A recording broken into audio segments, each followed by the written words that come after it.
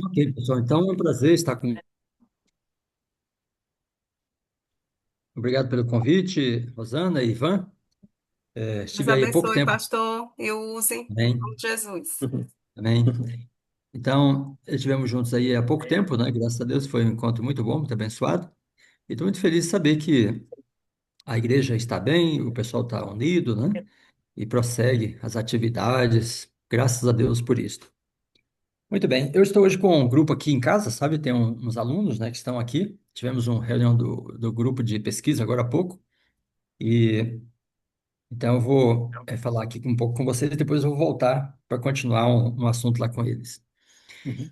Bom, amigos, então, que bom que vocês estão lendo esse livro, já está na página 150, né? Aqui, se vocês observarem na página de abertura, tem coordenação editorial Vanderlei Dornelles. Eu tive o privilégio de trabalhar com esse livro, né? Lá na Uhum. Casa Publicadora em 2015. Aí eu vim para o NASP, né, em 2016 e lançaram o livro. É, é um livro realmente especial, muito espetacular, a temática, né, muito necessária. E esse autor, né, Ron Cruzet, é um pastor de carreira, de muito tempo de trabalho, tem muitas experiências, né, campos missionários, e a abordagem que ele faz, né, do tema do Espírito Santo é muito oportuna.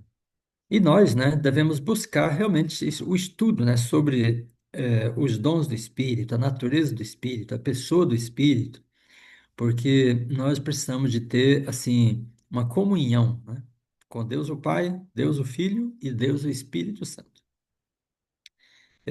E aí, como o Ivan já disse, né, hoje é um tema de admoestação, é sobre as coisas, né, as atitudes, as práticas que podem afastar o Espírito. Vamos colocar isso, né, numa perspectiva escatológica, profética, lembrando, né, que o Espírito Santo está previsto, né, que ele vai ser derramado sobre o povo de Deus em profusão, né, em plenitude, mas ao mesmo tempo ele vai ser retirado do mundo, né? Então, é como se o Espírito né, estivesse trabalhando com todos, mas vai chegar um momento que ele vai deixar um grupo para trabalhar especificamente com outro grupo, né? Quer dizer, a plenitude do Espírito coincide com o afastamento do Espírito, né, do mundo, sabe? De muitas pessoas.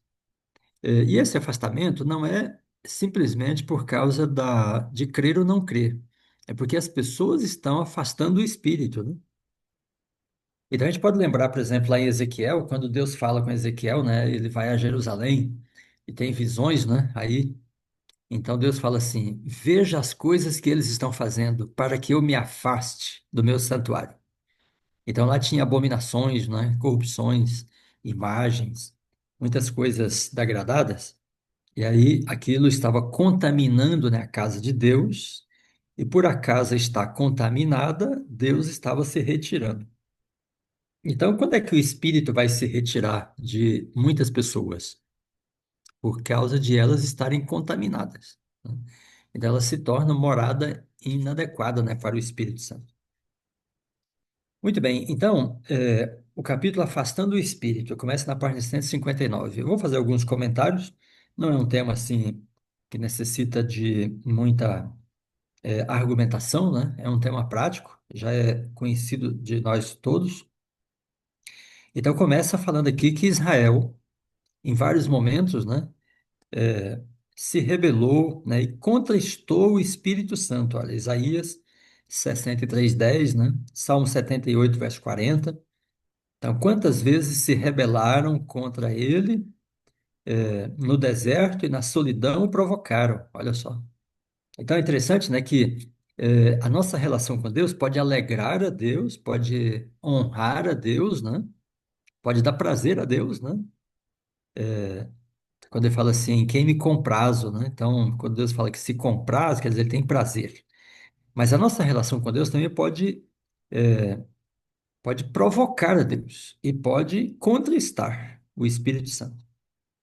Então, Deus é, portanto, né, um Deus de emoções. Deus tem emoção de prazer, alegria, contentamento na interação conosco, né? Ou ele pode ter aborrecimento. Como no caso de Ezequiel, que ele fala: veja o que eles estão fazendo aqui para que eu me afaste do meu santuário. Muito bem, depois fala do assunto da blasfêmia, né? Então, os fariseus, né, atribuem a Beelzebul o que Jesus estava fazendo, né? Aí ele diz: todo pecado será perdoado aos homens, né, mas a blasfêmia contra o Espírito Santo não será perdoada. Então, são duas coisas, né, principais aqui, dois conjuntos de ações que afastam o espírito.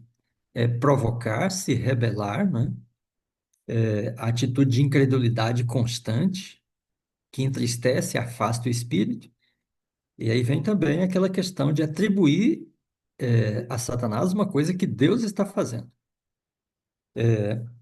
A blasfêmia, então, consiste em atribuir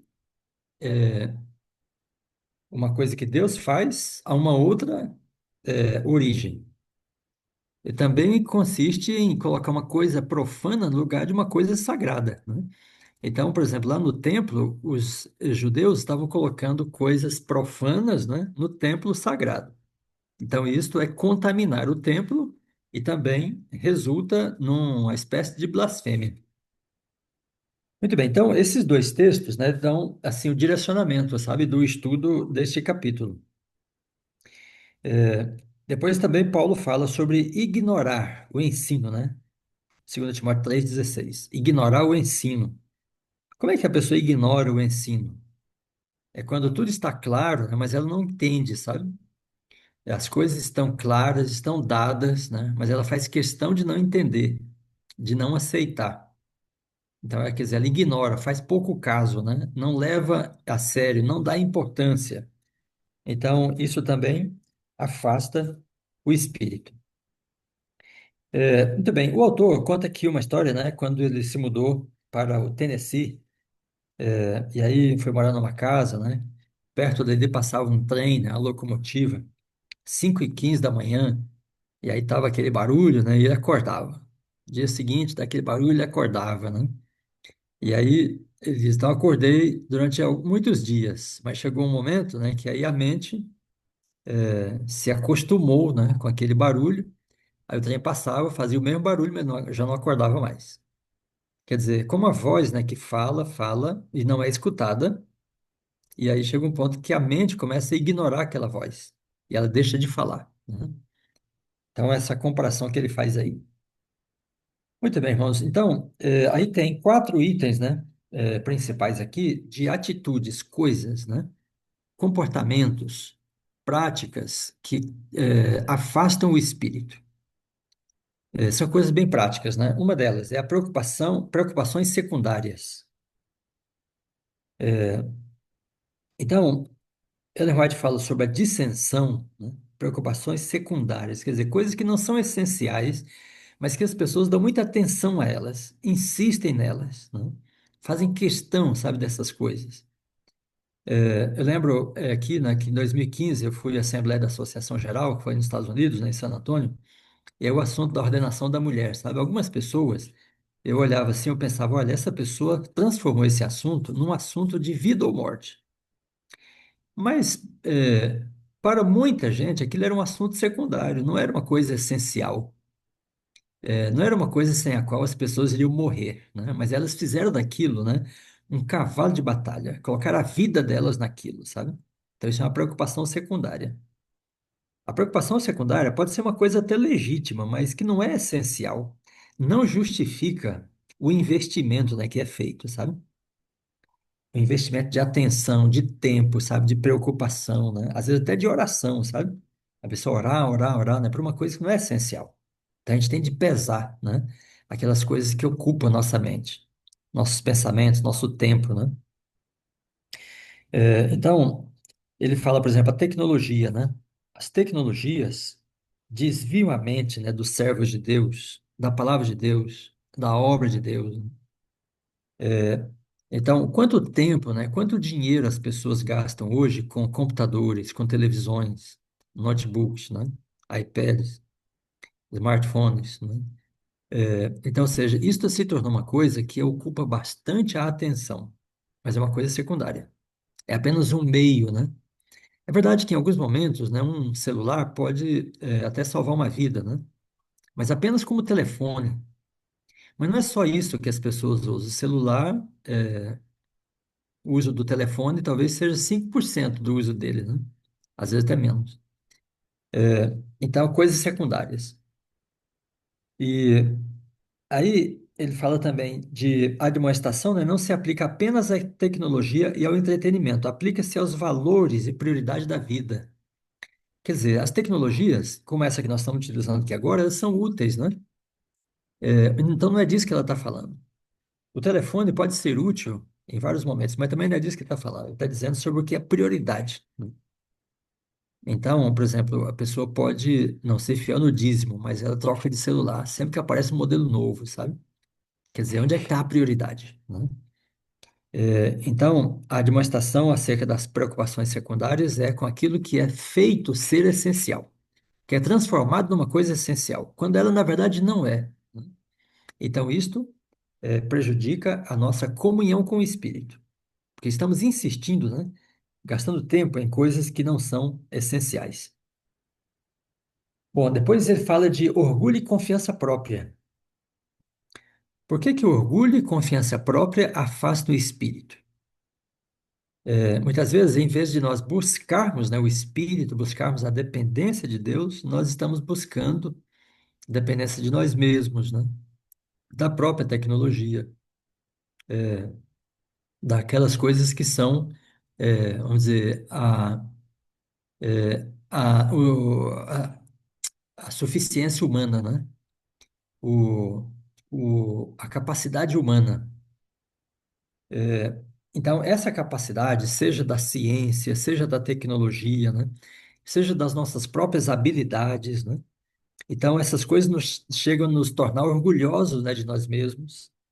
E aí nós confiamos em nós mesmos em vez de confiar. Então, esses dois primeiros pontos, né, eu pensei assim, bom, essas são coisas assim fácil de as pessoas incorrerem nelas, porque elas não são pecaminosas em si mesmas. Elas mostram prioridades equivocadas. Seja as preocupações secundárias, seja a questão do orgulho, né, e confiança própria. As pessoas devem ter tecnologia, devem ter estudo, títulos, né, qualificação, devem, né? Mas quando elas têm isto, a tendência é elas confiarem nisto, né, em vez de confiar em Deus. Buscar essas coisas em vez de buscar o Espírito. É uma questão de prioridade também. Muito bem, aí caminhamos um pouco mais, irmãos, e aí tem o tema espírito de crítica e retaliação. Agora, aqui sim é uma coisa mais grave, mais séria, né? Que tem, vamos dizer, uma conotação assim mais pesada, sabe? Espírito de crítica. Então tem aqui um texto da Ellen White que ela afirma assim: alimentando o espírito de represália, prejudicamos a nós mesmos. Destruímos nossa confiança em Deus e entristecemos o espírito. Olha, espírito de represália. O que que seria o espírito de represália? Já perceberam? Tem pessoas que assim, ó, qualquer coisa que as pessoas façam diante delas, elas vão achar o que dizer. Elas criticam, elas desfazem, elas menosprezam, elas encontram os defeitos, né? Porque o olhar delas, sabe, já vai para encontrar as falhas, né? As limitações. Então é uma pessoa que tem um espírito de crítica. É interessante essa expressão, gente, porque ela nos sugere para nós, né, que a crítica, né, a pessoa que critica constantemente é uma questão espiritual mesmo, sabe? É uma questão de espírito mesmo. Não vamos dizer que ela está endemoniada, tá? Mas, é, quer dizer, é como se a Bíblia estivesse personificando, né, essa atitude como uma coisa espiritual, própria do Espírito, que não é o Espírito de Deus. Uma vez, eu escutando uma pessoa, né, ele falava assim, usou uma ilustração, né? Ele disse assim, olha, tem pessoas que são, podemos chamá-las de vampiras sociais. O que que é o vampiro social? O vampiro social, né, é aquele assim, ó, que você se junta com aquela pessoa, vai conversar com ela, e ela fala tanto mal das outras pessoas, ela critica tudo, né? Critica o governo, sabe, a igreja, critica os pastores, critica os anciãos, né? Critica todo mundo. Quando você está com aquela pessoa, fica escutando isso, né? Aí você sai de perto dela, você sai sem vida. Você sai sem vida, porque você pensa assim, não há solução, tá tudo errado, o mundo todo tá ruim, né? Porque a pessoa levantou críticas a tudo que existe, sabe? tudo está errado, tudo está ruim. Então, aí você fica desanimado, sabe? Quer dizer, tirou todo o seu sangue, né? É um vampiro, sabe? Que vem e tira todo o seu sangue, né? E como é bom, né? Você começar com uma pessoa que é realista, mas que tem essa capacidade, sabe, de ver o lado positivo das coisas. Mesmo que uma pregação não foi tão boa, não foi tão bem apresentada, bem fundamentada, ele fala, mas olha, teve esse ponto, né, que foi muito importante. Aí ele consegue tirar um ponto bom. Então, isso é uma virtude, sabe? O espírito de crítica é uma coisa que entristece o Espírito Santo. Então, a gente deve se policiar. Às vezes, fico pensando nisso. Tem pessoas com quem eu me encontro, né? Elas falam tão mal de outras coisas, de outras pessoas, né? Que eu fico me policiando para não entrar naquele esquema, sabe? Para não entrar naquele costume. Você tem de se policiar. Porque o espírito de crítica é uma coisa contagiosa. A pessoa fala tanto, né? Que você começa a achar que ela tem razão, começa a falar também. Então, mantenhamos isso em mente. Aqui, na página 164, ele diz assim, ó, digamos que você esteja em uma comissão da igreja, ou conversando com um membro da igreja, ou planejando o trabalho da igreja, e alguém diz algo que você considera realmente tolo, ou sem objetivo, ou ferino, ou tremendamente ingênuo. Você tem uma escolha. Pode reagir, se concentrando no fato, né, que foi colocado, que é claramente negativo, né, e pensar em responder a mesma moeda. Ou você pode afastar o olhar e, embora você possa estar correto, o seu comentário possa ser mais esclarecedor do que da outra pessoa. Se estiver focalizado, no erro do outro, permanecerá no mesmo nível pecaminoso. Tá, então a pessoa entra e tem uma proposta boa, né, na comissão da igreja, num grupo, né? Se alguém vem e fala, não, isso não vai dar certo por causa disso, disso, disso, né? E começa a pôr defeito, criticar, você pensa, bom, isso é uma coisa tola, é uma coisa negativa que está sendo falada. Mas se você se concentrar naquilo, vai perder o foco. Você tem de desviar o olhar, né, para aquilo que é positivo, aquilo que é possível, né? E quando a gente pensa assim, a gente consegue superar, sabe, a dificuldade, a barreira, né? A oposição, o desafio, porque a gente trabalha com o Espírito Santo. O Espírito trabalha conosco, né? Então, eu achei que aqui de tudo que falou nesse livro, né? Esta questão do espírito de crítica que entristece o Espírito Santo é uma das coisas que deve se policiar mais. Então, é criticar o pastor da igreja, os membros da igreja, criticar as famílias, criticar os anciãos, criticar a administração da igreja, né? Criticar o governo, sabe? Aqui e ali a gente faz análise, né? Analisa, mas a gente tem de se policiar contra o espírito de crítica, porque ele é danoso. Ele é danoso. E quando você chega num ambiente, né, que você percebe que tá dois grupos, um criticando o outro, né? Você não sabe como se colocar naquele grupo, sabe? E, irmãos, o Espírito Santo não pode trabalhar com nenhum dos dois, porque os dois estão brigados, e é só crítica, né, que vem de ambos os lados. Então, o Espírito de Deus é de harmonia, é de paz, é de comunhão, né? Enquanto que a crítica é de dispersão, é de desunião. Muito bem, e o último ponto fala sobre diversões, diversões intensas. Será que isso é uma coisa comum hoje ou é uma coisa rara? Diversões intensas, emoções fortes. Última vez que eu fui num parque, gente, era um parque lá da Disney, sabe? Tá nos Estados Unidos, né? Entrei numa montanha russa, sabe? Quando tava lá em cima, me arrependi. Não tinha mais o que fazer. E aí as pessoas gritam, né? Elas entram assim, em transe, sabe? Eu pensei, será que isso faz bem para a saúde? E eu concluí de imediato, faz nada, não faz bem nenhum. Então, emoções fortes, diversões intensas, esportes radicais, jogos em que as pessoas passam a noite jogando, né? Entretenimento, sabe? Diversão, que as pessoas passam assim horas e horas. São diversões Elas podem ter até um lado positivo, assim, de algum tipo de esporte, mas elas não são benéficas. Elas prejudicam a nossa relação com o Espírito Santo. Que a mente, né, é, é tomada de adrenalina, sabe? De substâncias que prejudicam nossa compreensão das coisas, prejudicam nossa reflexão, nossa lucidez.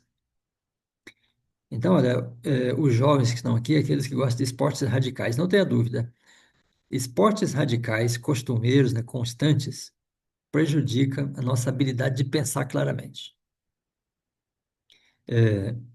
Emoções fortes, as pessoas buscam, né, emoções fortes, sabe? Pular de paraquedas, né? É, subir montanha, sabe? Os alpinistas, emoções fortes. Então, essas experiências radicais, elas estão incluídas, né, naquele rol de coisas que afastam o espírito. Então, quando você vai lendo isso aqui, vai perceber, olha, são coisas muito comuns hoje, muito comuns. Hoje, a diversão se tornou-se uma coisa predominante, né? As pessoas acham que a diversão é o objetivo da vida, sabe? É bom se divertir e se alegrar, faz parte da vida cristã, mas tudo no equilíbrio, né? Numa temperança. Então, emoções fortes, esportes radicais, o cristão deve ter uma visão crítica sobre essas coisas e pesá-las bem. Aqui fala de jogos, né? Jogos de tabuleiro, sabe? Tem jovens que passam na noite jogando, gente. Cansa a mente, né? Embota o discernimento, dorme pouco, afasta o espírito, afasta o espírito. Eu me lembro que quando eu fazia teologia, tinha uns colegas, né, que gostavam de jogar dominó. Eu pensava, gente, nunca vi um jogo mais sem graça. E eles ficavam até 5 da manhã. Eu não acreditava naquilo, né? Como consegue gostar de um jogo desse, né? E perder a noite por ele? Eu pensava, para eu gastar uma hora do dia, eu já tenho que fazer um grande esforço com esse jogo. Bom, não me leva a mal quem gosta de dominó. Mas tudo bem você jogar dominó, dama, né, xadrez. Mas olha, logo a alta madrugada, jamais. Não faça isso. Né? Muitas horas seguidas, não faça isso. Séries de televisão, né, filmes. Há alguns filmes que são construtivos, você assiste e eles trazem mensagem positiva, alguns, né? Mas ainda que sejam esses que sejam bons, horas e horas não justifica. Não é bom. É intemperança. Afasta o espírito. Então, esse capítulo nos chama, né, para uma temperança nos hábitos, nas práticas, sabe? No dia a dia, nos relacionamentos, né? Como uma condição para nós sermos templo digno da presença do Espírito. Então, assim como as coisas impuras, né, contaminam o corpo, droga, álcool, né, fumo, alimentos imundos contaminam o corpo, há também as emoções que contaminam o corpo, sabe? Do mesmo jeito que um alimento ruim coloca no corpo uma coisa prejudicial, as emoções fortes também colocam no nosso corpo substâncias que são prejudiciais à saúde. E as pessoas podem se tornar dependentes delas. Elas afastam o espírito, porque a mente, né, perde a lucidez, a habilidade, né, de pensar de forma clara, e o Espírito Santo tem dificuldade de trabalhar com a pessoa que está com a mente assim, sobrecarregada, sabe? Excitada, estimulada constantemente. Então, o espírito tem dificuldade de trabalhar com a pessoa assim, porque o espírito é de paz, né? O fruto do espírito é paz, amor, né? Paciência, longanimidade, bondade, fidelidade. Então, estas coisas cultivadas tornam a pessoa uma morada digna para o Espírito Santo. Aquelas outras tornam a pessoa uma morada hostil ao Espírito Santo. Já pensaram nisso? Então, vamos lembrar de Ezequiel, né, em Jerusalém. Ele diz assim: Vês, filho do homem, as coisas que eles estão fazendo aqui para que eu me afaste do meu santuário? Então, a gente deve parafrasear isso, né? Que coisa eu estou fazendo que pode provocar o afastamento do Espírito Santo desse santuário que sou eu?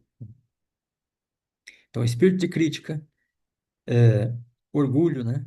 arrogância, preocupações com coisas seculares desnecessárias, diversões exacerbadas, emoções radicais.